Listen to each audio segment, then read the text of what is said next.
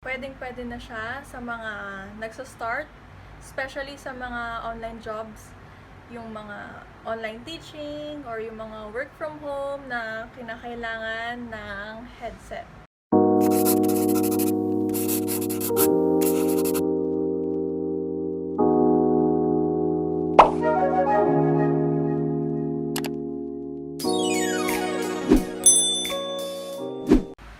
Hi guys! So for today, we are going to unbox and review this H100 Rapoo headset. So I bought this last week from Facebook Marketplace.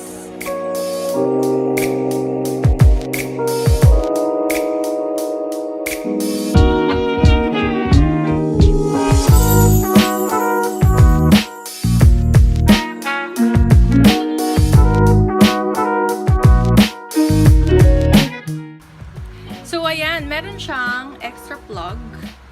Ito para sa speaker tsaka sa microphone.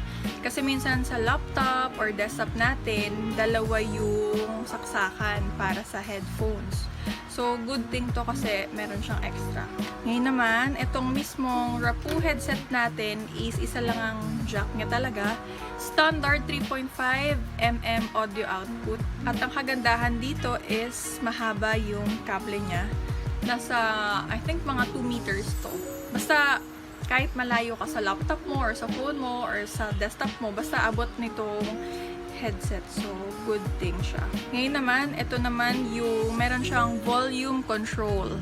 So, ayan, makikita nyo, volume up to increase the volume and volume down to decrease the volume. And it also has microphone mute. So, pagka naka-up siya dyan sa may microphone na logo, naka-on siya. So, kapag binaba mong ganyan, naka-off. And then, another good thing is, ayan, meron siya. Pwede mo siyang isabit sa damit mo or kung saan man. Tsaka, ang good thing dito, yung sa microphone audio, especially sa mga nag-online teacher or online jobs. So, if ever may, halimbawa, may biglang kumausap sa'yo, hindi mo na kailangan mag-hold. So, push down mo lang siya para mag-mute na yung microphone mo at hindi ka na maririnig nung kausap mo. So, to turn it back on, push up mo lang yan. Ayan. Tapos, ito na siya, yung main headset natin.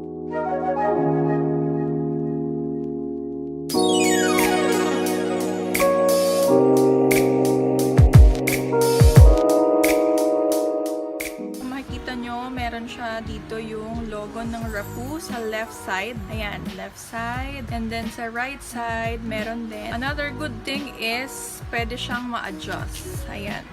Ayan yung pinakasagad sa right. Tapos, yung sa left side din, sagad natin. Ayan.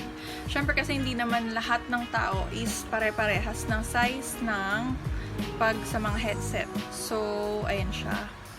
Tapos naman, dito sa pinaka mic niya sa audio, flexible siya. Pwede mo siyang ibabang ganyan or taas konti. Pero hindi siya 360 yan. Hindi siya napupunta dito. Ganyan lang.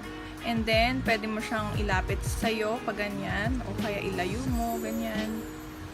Flexible siya. Tapos pabalik, ganun lang. So, yun nga lang, wala siyang foam dito.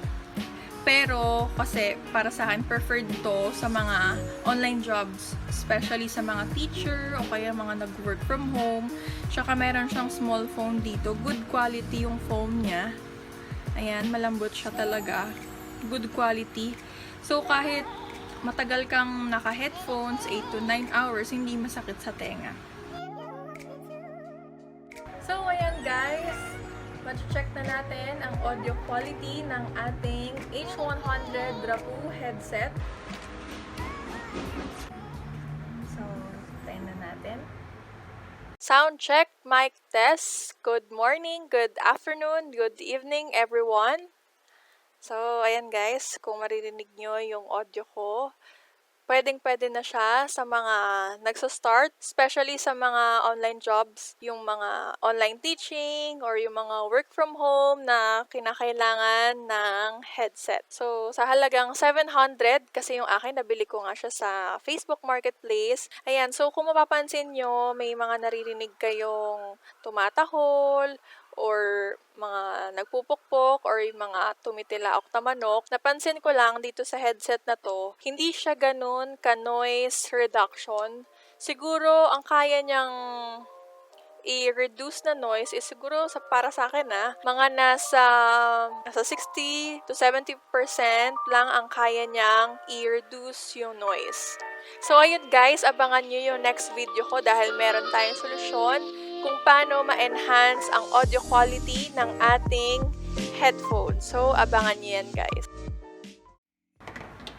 Ayan, so disclaimer lang, first time kong mag-review ng ganitong product, so hindi ako experience sa mga ganitong bagay. Lahat ng mga sinabi ko is opinion ko lang. Ayan guys, so kung nagustuhan nyo itong video ko, leave a like, comment, and para sa maraming videos na darating, click the subscribe button and the notification bell. Thank you, keep safe!